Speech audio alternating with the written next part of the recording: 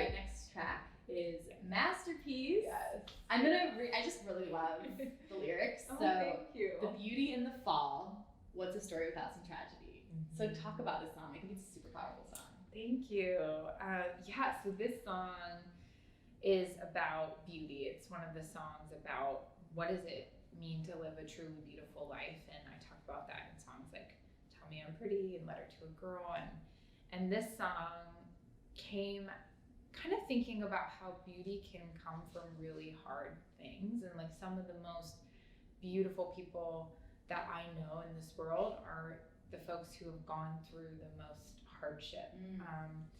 And so I just wanted to write it from that place of moments in my life where I feel like on the other side of struggle, I found something really beautiful, and I'm excited to release it now, especially after the year that we've had. Like, absolutely, so relatable. Yeah, and I just think like we've learned so much this past year, and a lot of it is kind of coming from facing the hard things in this world and in our lives that we have to deal with. And so I think my hope with the song is just that people feel encouraged that even though it's hard and even though there's really a lot of suffering, a lot of hardship in the world, we do have access to beauty through that. So that's what Masterpiece is about. And I was listening to Sia, a lot of Sia and a lot of Coldplay. Okay.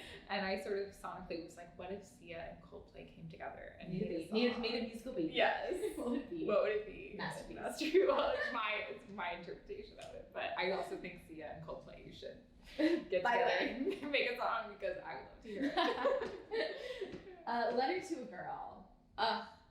Such a good. Oh, thank you. When I listened to it, because I was sitting there, I'm like, I feel like this is a letter to yourself. It is. And also a letter to like your younger self, giving yourself advice. Yeah. Like I could almost like see you in your journal writing it in your room. And then so I was excited to ask you about that and kind of how it came about the importance of it. Yeah. Feels very important. Thank you. Yeah. So it was actually one of the first songs I wrote for the project, kind of when I got off the road and was starting to write music.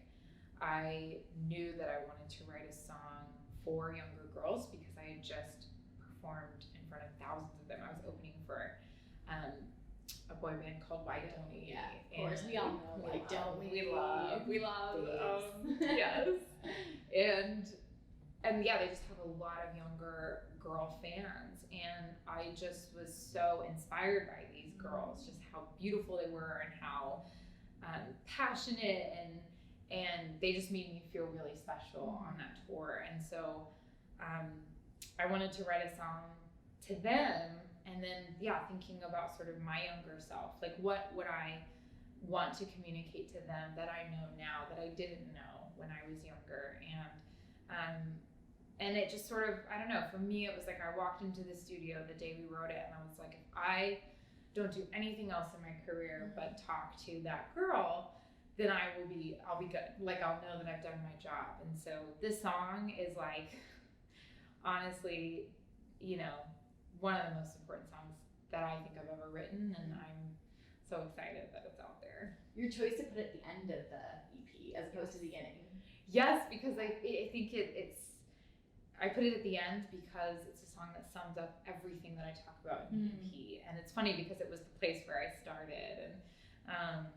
And so, I just think that song set the tone of like, what am I meant to write about as an artist? And so it felt right to put it at the end to kind of be like, this is the conclusion. I love that. So how do you define beauty?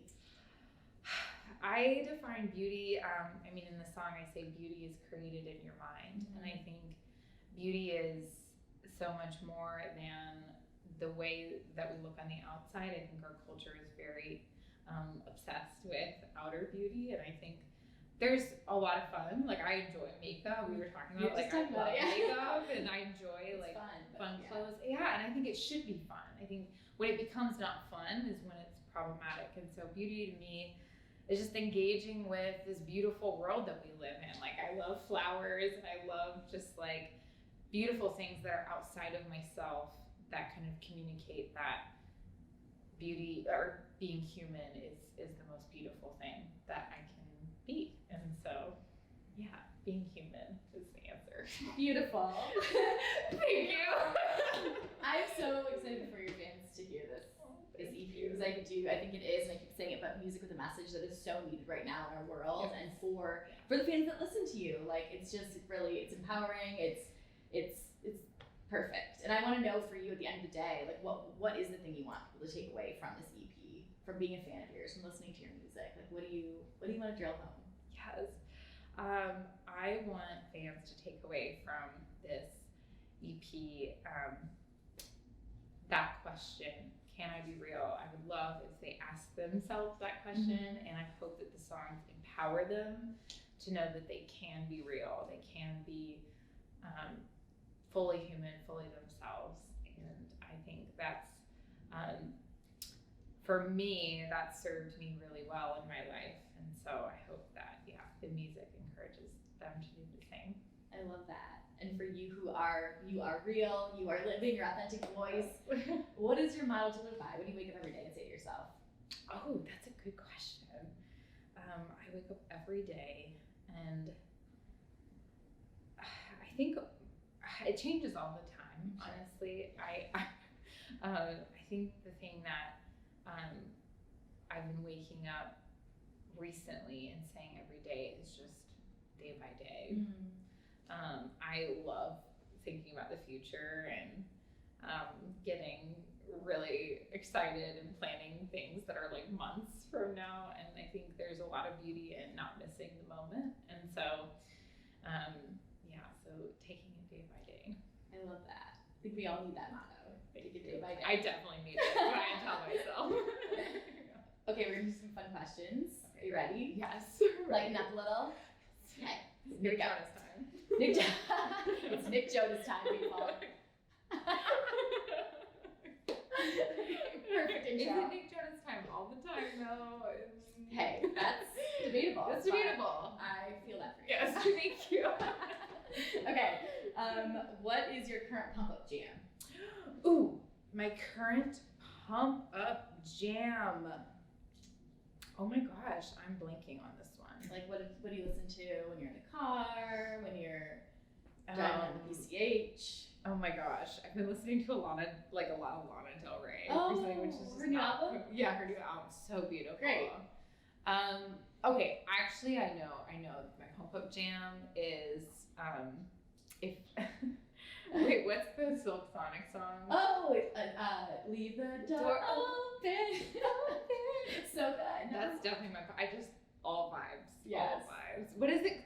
It's called Leave the Door Open. Leave the Door Open. Yeah. Mm-hmm. Silk Sonic. I can only think of Silk Sonic. What an epic name. So yeah. And I'm just like so ready for them to release more music. Oh, I'm like, it's gonna be so insane when the album comes out. I'm fully unprepared. I'm unwell. Celebrity crush growing up. Celebrity crush growing. It was definitely Nick Jonas. Yeah, I remember seeing like one of their first performances as a band, like probably on the Disney Channel, and just being like, Nick Jonas? Who is this guy? Yeah, definitely. Yeah. Have you met him in person? Do you know what? No. I have not met him, but we were in the same restaurant once, and did you fangirl a little bit? Well, I was like, no, I really wanted to, but it was the kind of thing where it caught me really off guard, and I was like walking from the restroom, and I was walking this way, and he was walking this way. It's such a gentleman, though. Let me tell you what he did. He like walks ahead of me, because we were like, like those awkward moments where you like almost converge. Walks ahead, and then he stops because he was like, wait, there was only such a gentleman. And he like stops, backs up, and he goes after you, and I was like, thank you. And like, there's real life. Like I've dreamed of this moment. Yeah, I have literally dreamed of this since I was a young teen. So yeah, it was really special, but very kind person. What was the first concert you ever attended? First concert was actually Taylor Swift, which is amazing. I was in 7th grade, and my middle school best friend Zoe and I went to my dad and I said, Taylor Swift is in town. And it was actually the Fearless era. Oh, wow. Full circle moment. Full circle moment. And she was opening for Keith Urban. And I showed my dad like the website and like with the tour, with the ticket information. And he was like, she's opening for Keith Urban. And he was a big Keith Urban fan. Oh, perfect. He did not know. He was like, Taylor, he was like, oh, Keith Urban. So we all went and everyone was happy because my dad got to see Keith Urban and Zoe and I got to see Taylor, and it was best night ever. How about an embarrassing moment, like at performing or something you can kind of oh my goodness. Yes, I have one. It was actually my first, I was on tour for the first time. I was opening for someone, and I was just like, never have performed really in front of anyone before, and it was just my guitar and I on stage, and I remember getting on stage one night and I had accidentally left my capo, which is the like thing that changes the key of the song, in the green room, and I like, my guitar skills were not, they still aren't like enough to be able to transpose music like on the spot, and so I was like fully on stage. I had played 2 songs already, and I had to literally, this was in Seattle, I literally told the audience, I was like, there will be a brief intermission as I go and grab my capo. I was like very awkward, like they were like, where did she go? And now she's back, what's going on? But yeah, it was a little embarrassing, but your humbling moments. Yes, exactly. All right, last question. What is one thing you know for sure? Brynn Elliott knows this one thing for sure. I know for sure that everything will be okay. Ooh. I love that. I don't know, that's something that when I call my mom in a panic, even after I've gone through really hard things and like, you know, going through grief or loss or the worst thing you can possibly imagine, and getting through that, it's like, it'll be okay. Yes. It will be okay. And I think that's kind of the trajectory, hopefully, of the world. So, yeah. Love that. For the children of the world. But, yeah. What a good way to end. Yeah. This interview. Thank you so much for being out with us. Thank you. Can I be real? And we were very real today, so. Yes. As real as it gets. We'll see you guys later.